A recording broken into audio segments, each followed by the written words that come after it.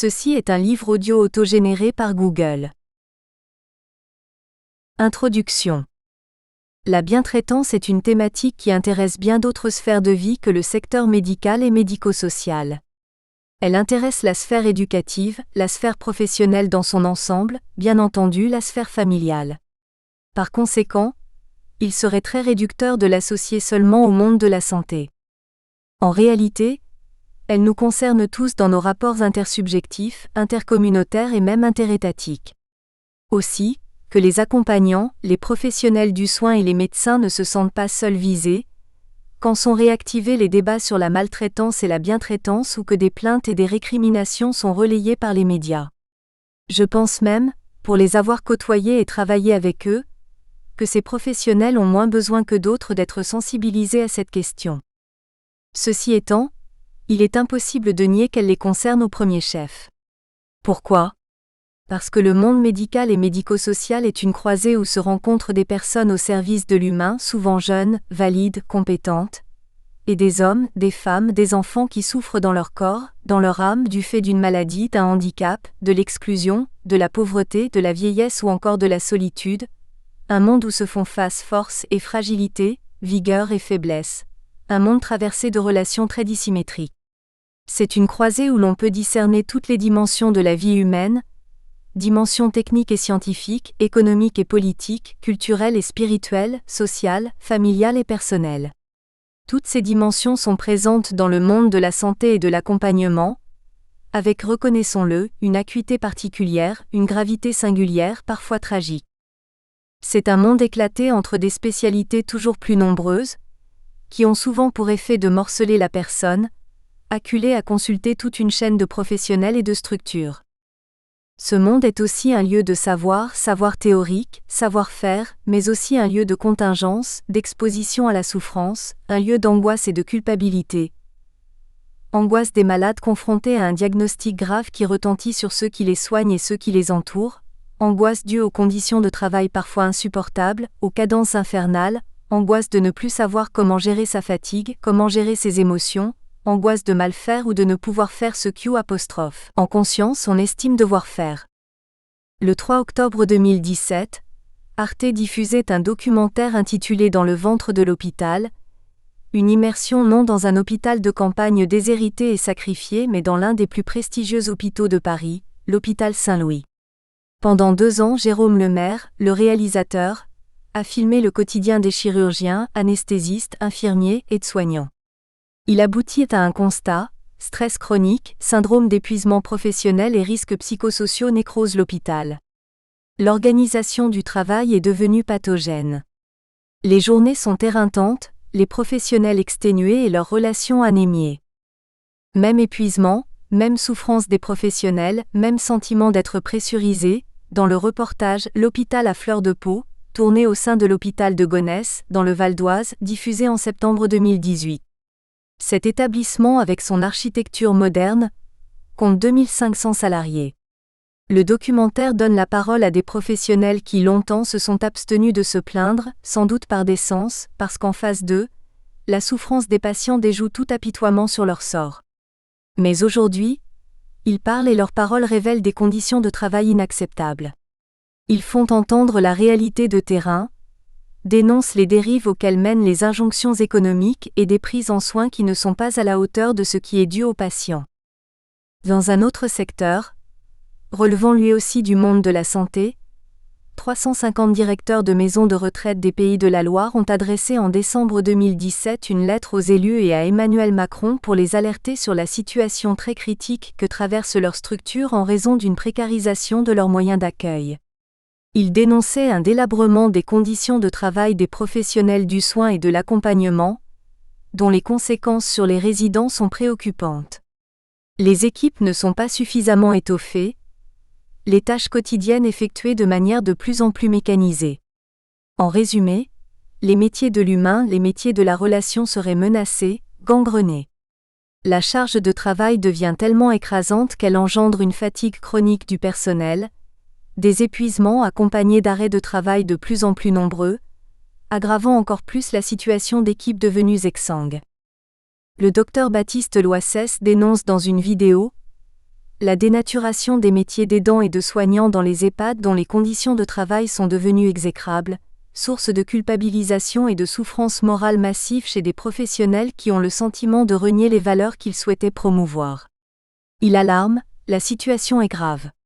On gère aujourd'hui des patients Alzheimer à coups de psychotropes, sans ignorer que ces prescriptions abusives ont des conséquences délétères sur les patients. Ce qui doit rester un expédient devient un recours de plus en plus fréquent. Lorsqu'un résident est angoissé et désorienté, on sait, dit-il, ce qu'il faut faire. L'isoler et le rassurer. Les professionnels le savent. Le procédé le plus adapté pour tranquilliser ces personnes reste la parole, la douceur et la chaleur humaine. Si on ne le fait pas tandis que l'on sait le faire, c'est que l'on manque de moyens humains.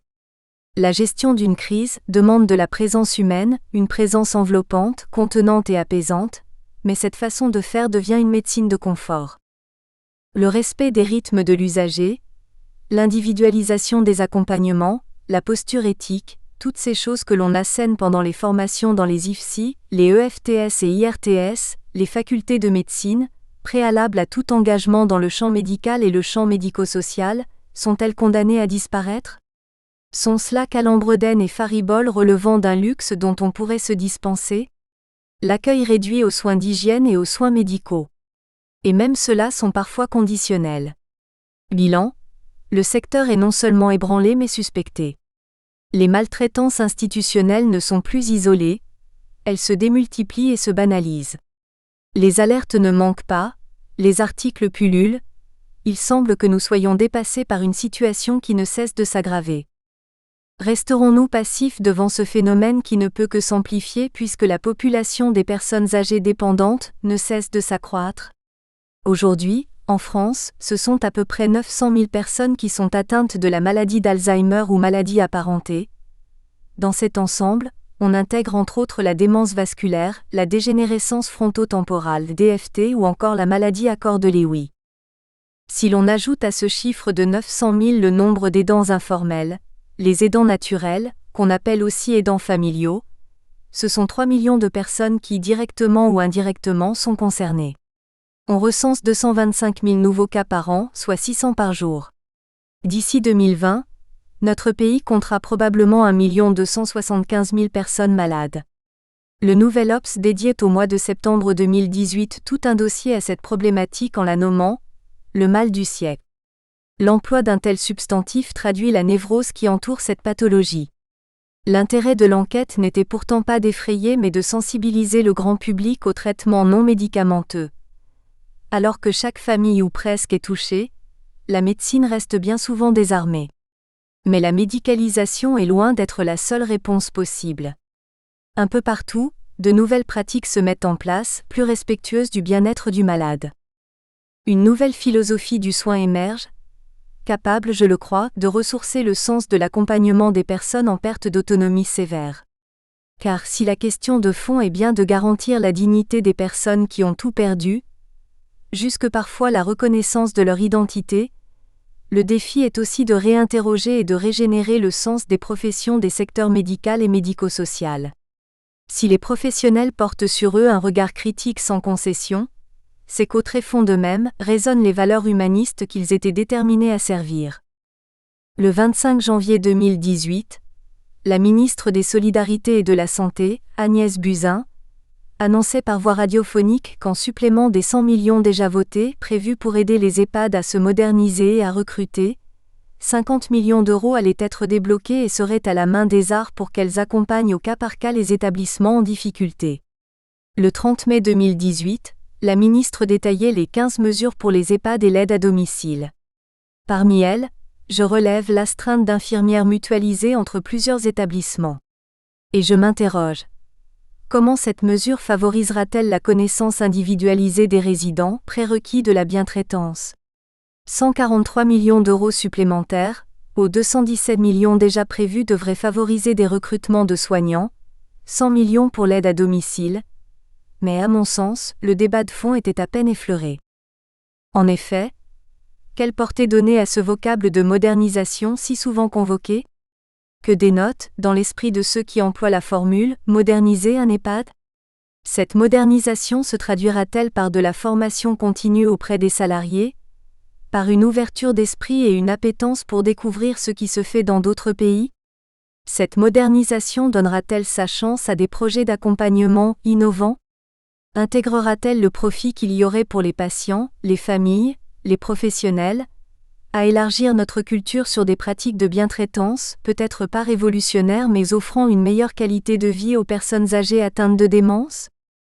Il est toujours souhaitable d'agrandir son panorama, de porter son regard plus loin que sur soi, et de réexaminer ces pratiques pour les enrichir.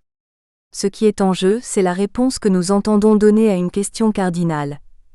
À quel niveau d'exigence situons-nous le respect dû à celui qui fait l'expérience du dépouillement de la faiblesse, de la limite et de la dépendance, dû aussi à tous les professionnels de santé, hommes et femmes, tour à tour fragiles et vaillants, faibles et forts, inquiets et battants, ardents et désenchantés?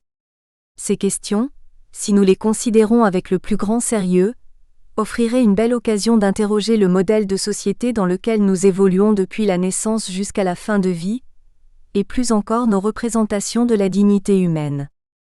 Si nous sommes émus, effrayés, scandalisés, par les conditions de vie de résidents dans certains lieux d'hébergement et par les conditions de travail de certains professionnels, c'est de bon augure. L'indignation n'est pas seulement affaire de sensibilité. C'est une émotion qui, du fait de sa vigueur, compte parmi celles qui exercent une forte influence sur nos jugements de valeur. C'est une réponse affective à la perception d'une conduite ou d'une absence de conduite, qui attente aux valeurs de justice et de respect. L'indignation est un sentiment, peut-être pas partagé par tous les hommes, puisqu'à l'évidence, certains sont capables de conduites avilissantes et méprisables, mais du moins partagé par tous ceux qui se préoccupent d'éthique et pour qui la fraternité n'est pas un concept creux. Lorsqu'en esprit et dans notre chair, nous réagissons et protestons quand notre semblable, particulièrement celui qui est démuni, amoindri, déficient et malmené et brutalisé, c'est bon signe. Notre désarroi et notre inflammation témoignent qu'une valeur cardinale est mise à mal, la dignité humaine. En écrivant ce livre, jamais je n'ai oublié l'univers qui est celui des professionnels du soin et de l'accompagnement, et les difficultés multiples qui le traversent. En aucune façon, je ne viens leur dire comment faire pour être bien traitants entre eux, auprès des malades, des personnes âgées atteintes de déficiences sévères et de leurs proches. L'objet de ma réflexion n'est pas de décliner une série de conduites, qu'il serait approprié de mettre en œuvre comme s'ils les ignoraient. Je sais qu'ils savent en quoi consiste la bientraitance, et je sais aussi qu'ils ont à leur disposition de multiples supports susceptibles d'orienter et de conduire leurs décisions et leurs actions.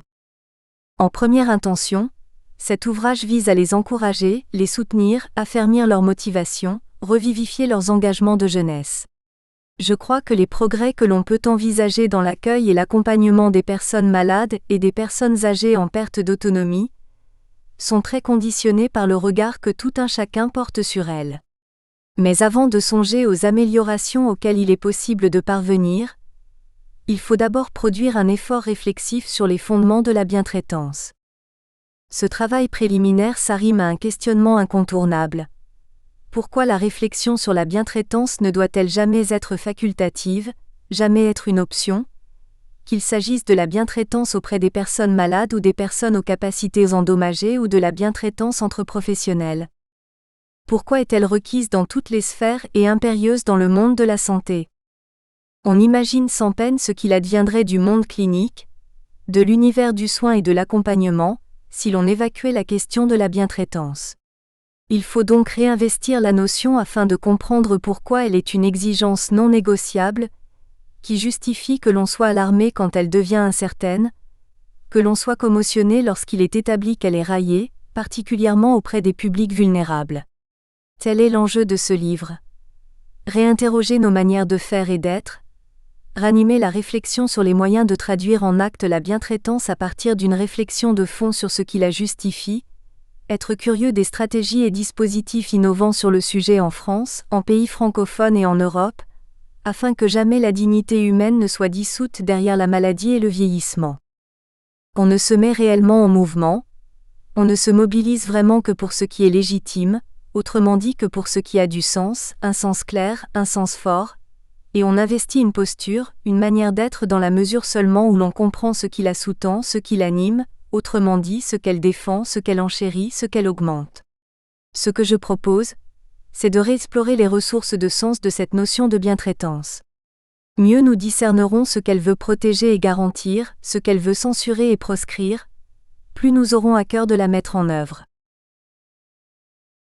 Un principe directeur d'une culture de la bientraitance. 1. Contexte d'émergence du concept de bientraitance.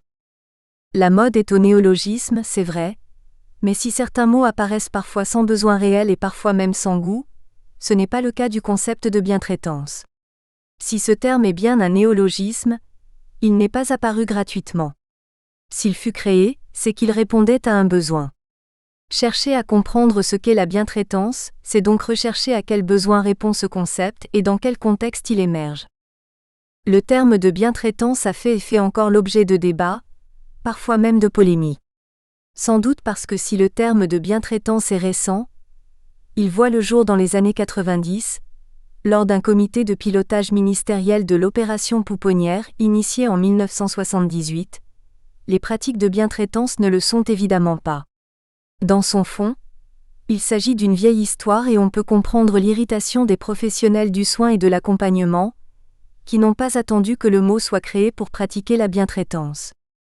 Il reste que nous pouvons lui reconnaître au moins 2 avantages. D'abord, le mérite de la clarté. Il pose d'emblée les 2 mots bien et traité et nous situe donc immédiatement dans un rapport à l'autre en nous invitant à réfléchir sur ce que l'on produit sur autrui. Et s'intéresser à ce que l'on produit sur autrui, c'est déjà témoigner d'un engagement éthique à son endroit. Dans le champ médical, bien traiter le patient consiste à lui apporter des soins, un traitement, mais sans se restreindre pour autant à cette mission. Le présupposé est que le bien du malade ne peut être exclusivement réduit aux soins. Comme définition point de départ, je dirais donc que le terme de bientraitance traduit le souci de l'autre dans sa globalité et dans sa singularité, le souci de son bien-être en tenant compte de chaque situation particulière. Ensuite, dans sa construction même, le terme de bientraitance invite à reconnaître de manière dialectique la réalité de son contraire, la maltraitance.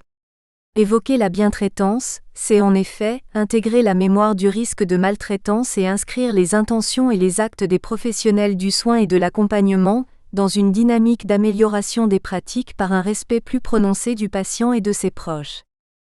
Afin de préciser la portée du concept, des instances telles que la HAS, Haute Autorité de Santé, ou l'ANESM, Agence nationale de l'évaluation et de la qualité des établissements et services sociaux et médico-sociaux, ont produit des textes encourageant la réflexion sur nos postures et nos pratiques auprès des patients et des personnes fragiles et vulnérables. Des guides de bonne conduite, RBPP, et des chartes sont édités mais de l'avis même de l'ANESM, les préconisations figurant dans les dits documents sont bien trop générales pour que l'on s'en contente.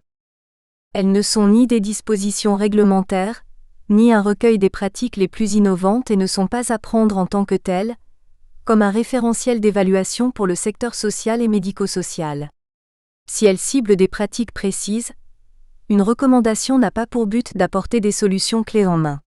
Les recommandations de bonnes pratiques professionnelles élaborées par l'ANESM ont pour vocation d'éclairer les professionnels dans leurs actions et les institutions dans leur organisation, et de constituer des repères pour engager la démarche d'évaluation interne en continu à laquelle sont soumis les établissements et services qui relèvent de l'article L312A1 du Code de l'action sociale et des familles.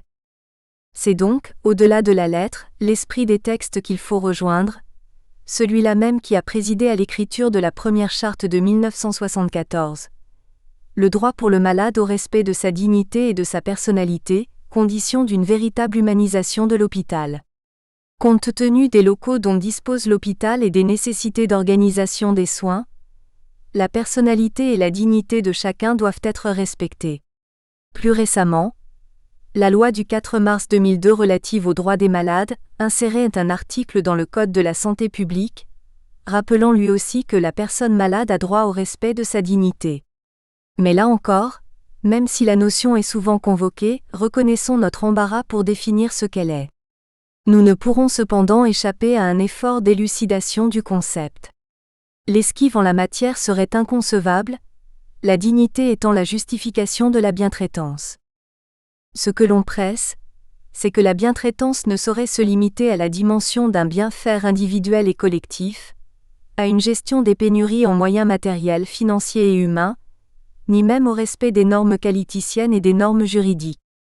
Pour préciser de quoi l'on parle lorsque l'on évoque ce concept, on se réfère souvent aux travaux de Jane Watson qui, en 1979, distingue les soins visant à guérir, qu'elle nomme curing, et les soins visant à assurer le confort, le bien-être, qu'elle nomme caring. Cette distinction peut se traduire de plusieurs manières selon le contexte, que l'on songe par exemple au couple soins curatifs-soins palliatifs. En première analyse, on serait tenté de dire que la bientraitance relève du caring, mais à mon sens, cet abord est trop caricatural. À y regarder de plus près, elle concerne les deux types de soins, parce que la bientraitance ne saurait être étrangère par exemple aux discussions éthiques sur les stratégies thérapeutiques. Ce qui est vrai, c'est que le monde du soin s'ouvre sur des pratiques qui, pour n'être pas nécessairement aussi originales qu'on le prétend parfois, n'en sont pas moins très intéressantes pour la plupart d'entre elles, qu'il s'agisse de l'approche relationnelle préconisée par Carl Rogers, de la philosophie Carpe Diem, des espaces multisensoriels, de la méthode de la validation et d'autres encore qui feront l'objet d'un examen ultérieur. Mais avant d'explorer ou de réexplorer certains concepts et certaines stratégies promues par ces nouvelles approches, prenons le temps d'exposer les principes directeurs structurant la culture de la bientraitance. Le guide de la bientraitance de la HAS démontre dès octobre 2012 une implication forte sur le sujet. La bientraitance y est définie de la manière suivante. La bientraitance est une démarche globale de prise en charge du patient ou de l'usager et d'accueil de l'entourage, visant à promouvoir le respect de leurs droits et libertés, leur écoute et la prise en compte de leurs besoins tout en prévenant la maltraitance. La promotion de la bientraitance est un enjeu majeur pour le système de santé aujourd'hui. En citant l'ANESM, la HAS poursuit, pour le professionnel du soin et de l'accompagnement, elle relève d'une manière d'être, d'agir et de dire, soucieuse de l'autre, réactive à ses besoins et à ses demandes, respectueuse de ses choix et de ses refus. Ce positionnement laisse apparaître plusieurs dimensions centrales de la qualité et de la sécurité des prestations. L'implication des usagers et la qualité des soins, un axe qui réactive la question du sens du travail et l'importance du savoir-être. Le texte invite les médecins, soignants et accompagnants à se professionnaliser tout au long de leur carrière. Que faut-il entendre par là ? Que signifie devenir toujours plus professionnel ? Ne serons-nous donc jamais suffisamment compétents pour devoir toujours nous parfaire ? Se professionnaliser, c'est monter en compétence, dit-on, et probablement selon un processus indéfini. Il est acquis pour tous que dans ce processus, étayage théorique et technique sont indispensables. Moins explicite et pourtant tout aussi impérieuse que nos savoirs et nos savoir-faire, est la dimension du savoir-être. 2. La dimension du savoir-être. Une compétence s'appuie en effet sur 3 registres cognitifs, la connaissance, le savoir, la pratique, le savoir-faire et les attitudes qui renvoient à des dispositions psychologiques et éthiques stables, le savoir-être. Les connaissances et pratiques, dans le champ médical et médico-social, sont caractérisables, transmissibles et évaluables. Elles poursuivent un résultat, une intervention utile et efficace. Le savoir-être vise et cultive une autre perspective. Aristote opère une distinction intéressante entre l'agir et le faire, susceptible de nous éclairer pour mieux appréhender ce que renferme le vocable de bientraitance et ne pas restreindre nos efforts à l'accumulation de savoirs techniques. Dès les premières lignes de l'éthique à Nicomaque, le philosophe caractérise la praxis, l'agir, comme une action visant à transformer, non pas une matière extérieure à soi, mais l'agent lui-même. Dans ces activités, le sujet ne cherche pas seulement à poser des actes donnant de bons résultats. Il les accomplit en cherchant aussi à se perfectionner, à être meilleur, à vivre à la hauteur de sa dignité de sujet éthique en considérant ce qu'il produit sur autrui. Il investit ses activités d'un sens moral. La poiesis, qui consiste à produire une œuvre extérieure au sujet, n'exigerait pas d'être accompagnée d'une volonté morale. Elle peut réussir, elle peut réaliser le projet visé, par exemple, la restauration de la santé, sans que la mise en œuvre du protocole de soins et du plan d'aide n'ait rendu meilleur le médecin et le soignant sous le rapport moral. On pourrait dire dans ce cas, que leurs savoirs théoriques et techniques ont permis d'atteindre une bonne fin sans que eux-mêmes ne se soient bonifiés. L'agir s'apparenterait à l'action morale qui vise un bien intérieur. Le faire se rapporterait à une technique visant la production d'une œuvre, d'un service, d'une prestation dont les effets sont neutres sur les sujets.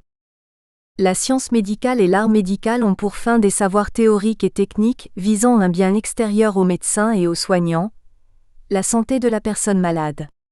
Cette visée, pour nécessaire qu'elle soit, est-elle l'unique fin de leur engagement ? S'ils devaient s'en tenir là, ils n'investiraient que partiellement leur profession. Ils le savent et c'est bien la raison pour laquelle ils souffrent de n'être pas toujours en situation de viser aussi un bien moral, la bientraitance. Leur amertume naît du sentiment de ne pas satisfaire pleinement aux exigences de leur métier qui inclut le savoir-être, la troisième dimension de la compétence.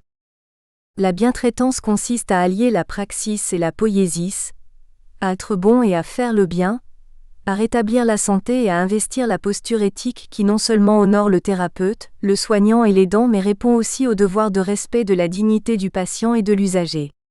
Elle requiert les deux versants. Les connaissances et les pratiques médicales sont évidemment dirigées vers un faire, dont les effets doivent être constatables et mesurables, mais un faire qui doit être traversé et porté par un agir centré sur la personne. Agir, c'est habiter son action de sens, de sa présence et de son adhésion. La bientraitance réclame que les soins et l'accompagnement soient habités de signification, d'une pensée humaniste, généreuse, altruiste.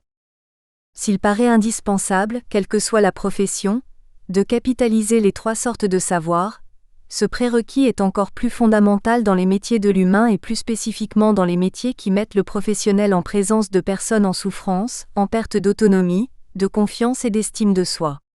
Plus on est en présence de personnes atteintes de maladies irréversibles, plus la réflexion sur l'agir devient incontournable, car auprès de ces publics, ce n'est plus la recherche de résultats qui prévaut mais le maintien d'une dignité que les incapacités menacent toujours. Et c'est bien parce que dans ces circonstances se pose avec une acuité particulière le sens et les enjeux de l'accompagnement que j'y consacrerai un chapitre. Comment être, quand on ne peut plus faire grand-chose ? S'il est besoin de préciser ce qu'est une posture bien traitante, c'est que des menaces pèsent sur les professions du soin et de l'aide. S'il est pressant de s'approprier la définition de la bientraitance de l'ANESM, c'est que la posture inverse existe. Ne pas être soucieux de l'autre, ne pas être réactif à ses besoins et ses demandes, ne pas respecter ses choix et ses refus. Nous savons que ce sont là des attitudes possibles.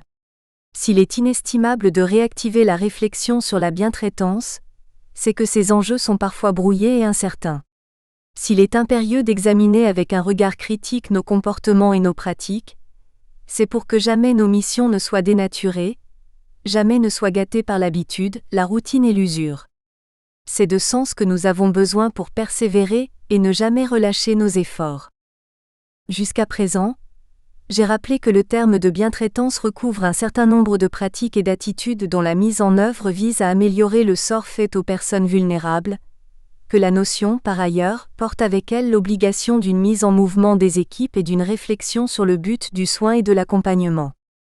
Mettre en lumière le sens de la bientraitance, c'est s'interroger sur ce qui en fait une affaire si importante et même un impératif.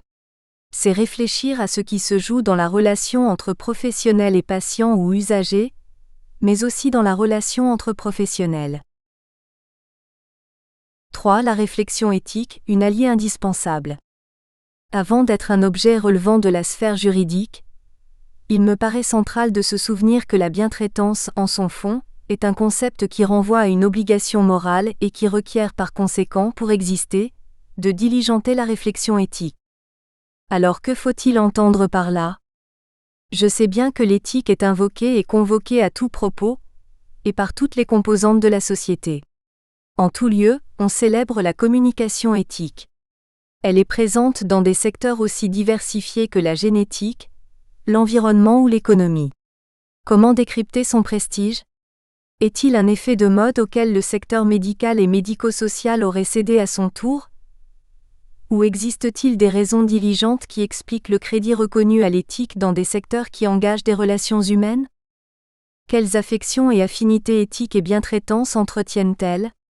Pourquoi l'ANESM et la HAS, qui produisent régulièrement des guides de bonne conduite en faveur de la bientraitance, préconise-t-elle de manière récurrente le renforcement de la réflexion éthique dans les métiers du soin et de l'accompagnement? En réalité, la bientraitance intègre la réflexion éthique.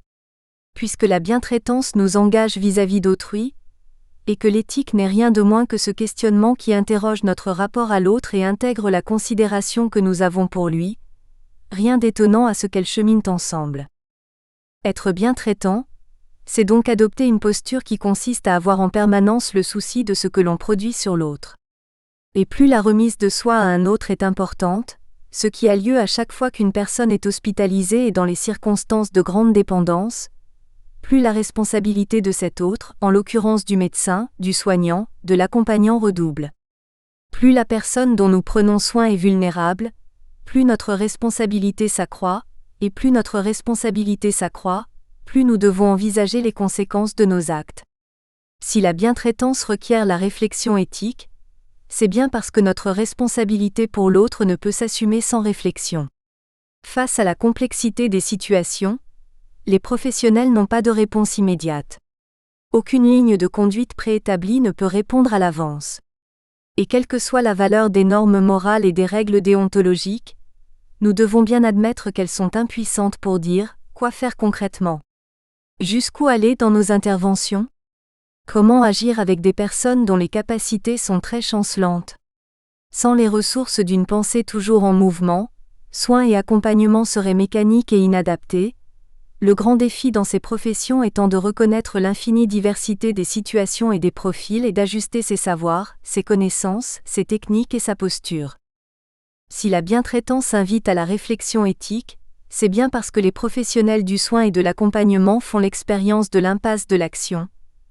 Il arrive que l'on ne sache plus quoi faire, l'expérience de l'incertitude et du doute, on n'est pas sûr d'avoir pris la bonne décision, d'avoir eu le comportement idoine, l'expérience de l'angoisse et de la souffrance, aucun soignant, aucun accompagnant n'est épargné par la souffrance des personnes malades, des familles impuissantes et désarmées.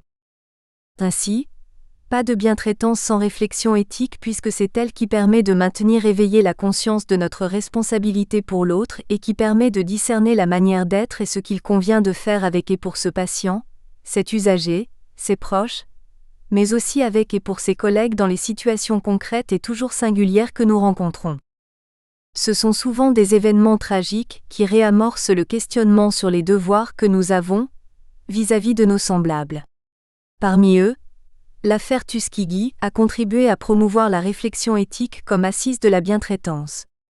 En 1972, on découvre, dans un article du New York Times que des Noirs américains d'Alabama, 400 personnes atteintes de la syphilis avaient été sciemment utilisées comme cobayes.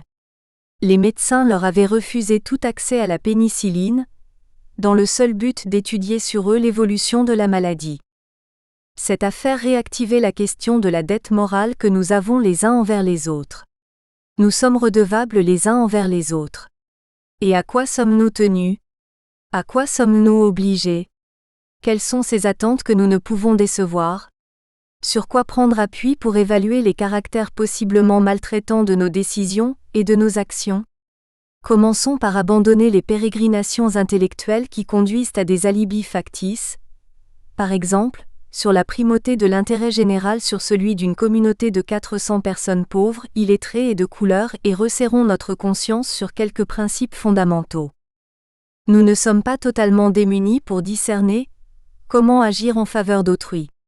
Il existe quelques grands piliers de l'éthique pouvant servir de soubassement à la bientraitance.